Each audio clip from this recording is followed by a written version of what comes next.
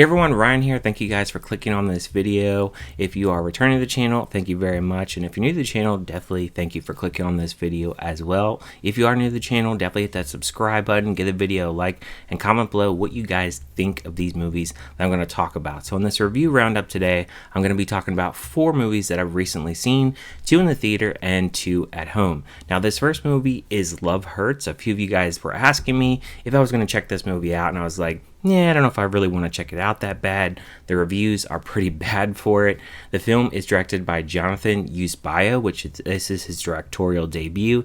He's done some stunt coordinating, but he hasn't really done anything as far as directing goes. Now this film, it stars Kehuyquan, Ariana Debose, Mustafa Shakir, Leo Tipton, and Marshawn Lynch. It's about a realtor who is getting back into the game that he used to be in with crime lords and a bunch of other things going on.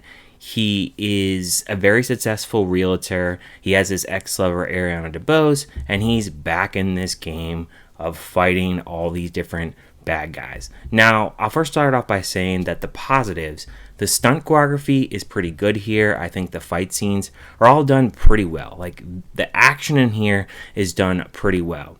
Now, as far as the romance with Kehuyquan and Ariana Debose, it is completely flat. It's dull. It doesn't work.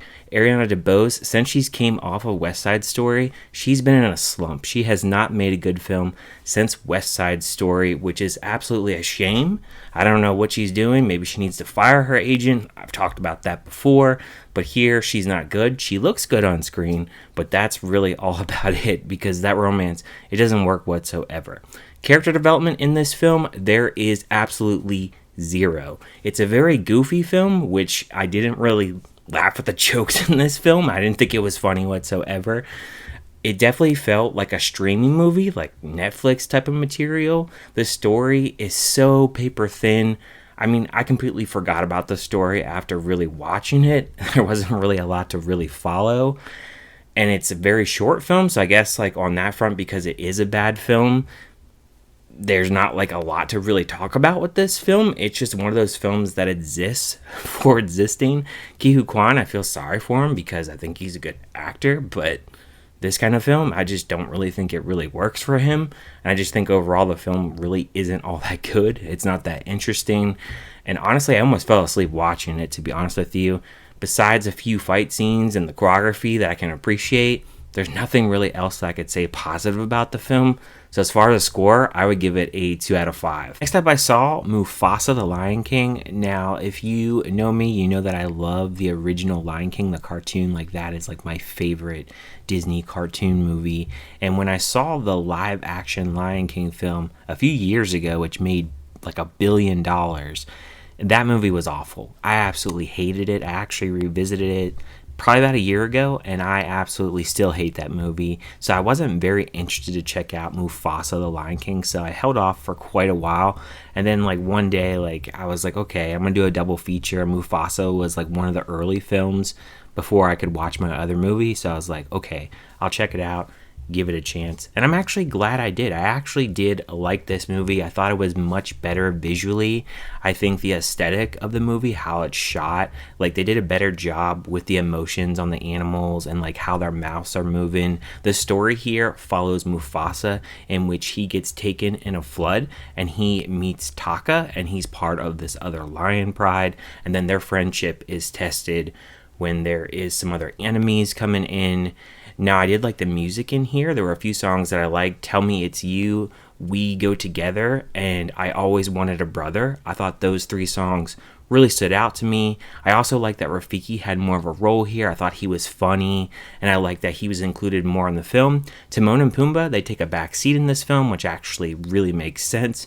But I think like overall how this film was, I thought it was funny. It had a pretty good story. There was a love story as well. And I felt like overall I was really much more encapsulated with the story and actually caring about the characters overall, because I felt like when I watched the actual original one, I just wasn't really really interested all that much, and I think maybe because it was just kind of a rehash of the original, whereas this one is more just going for an original story. So I was more interested as to what would happen because I didn't actually know. It wasn't like a reshoot of like the same thing that we know from the original cartoon movie. I just felt like how they did this story was a lot better, and the way that it just kind of formulated throughout the film, I was very interested. In the fact that they definitely stepped up their game here with how it was shot and how they really did the animals and how their mouths are really moving and the emotions as well. I just think they put a lot more effort into this film, and I enjoyed it a lot more and had a lot more fun time with it.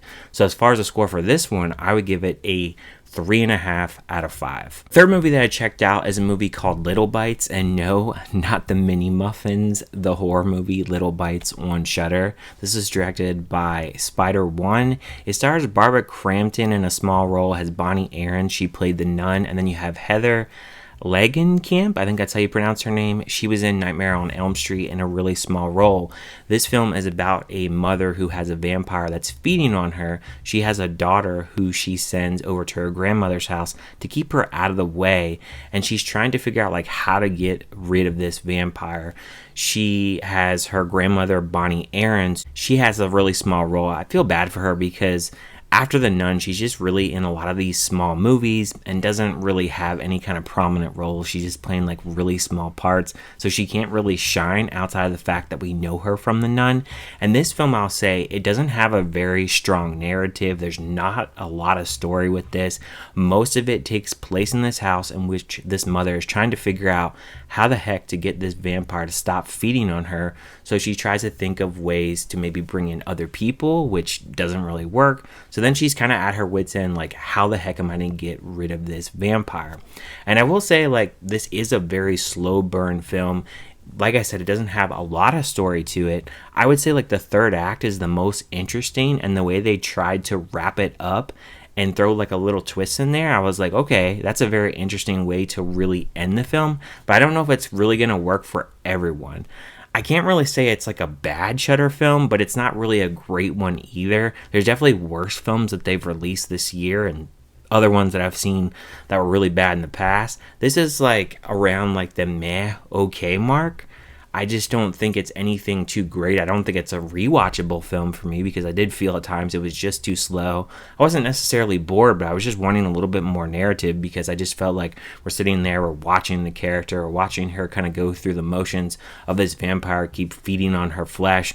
And then there's a few like different scenes where she's bringing other people in which she's trying to feed this vampire, which that was kind of interesting, but then like it kind of like slows down again, and then we get into that third act, and it's kind of interesting in that aspect. So I was very mixed on the film overall.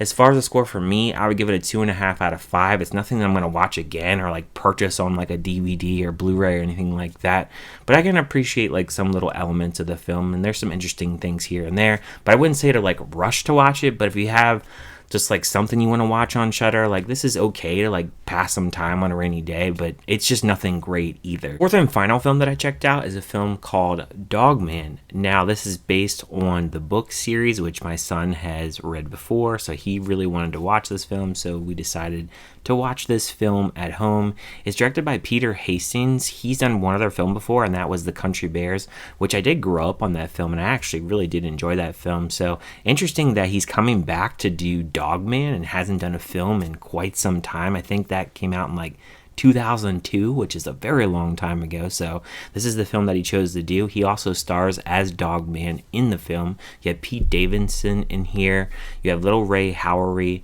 and you have Isla Fisher as well.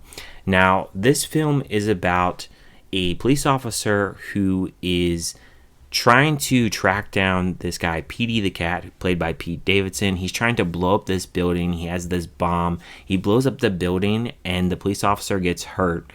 And there's also a dog that he has as well. And so the hospital decides to sew this dog head onto this policeman. And then you have the guy, Dogman, in which he loses his girlfriend and his house. And he has to live in a doghouse. And then he starts fighting crime against Petey the Cat, in which he is trying to take over the city and just be like the evil villain that you would see in any kid's film in a place called OK City, which is an interesting name to actually have. He actually tries to create another image of himself, and he ends up making this little cat that is him as like a little child, and he actually abandons this cat in a box because he doesn't want to be evil like him, and Dogman decides to actually adopt this little kitty. So I thought that was pretty cool.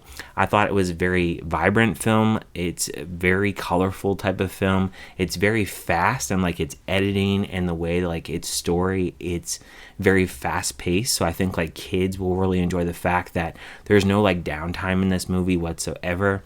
Like jokes and such, it's kind of funny at parts, but I think like it's more so for the kids. But like I still had a fun time with the film.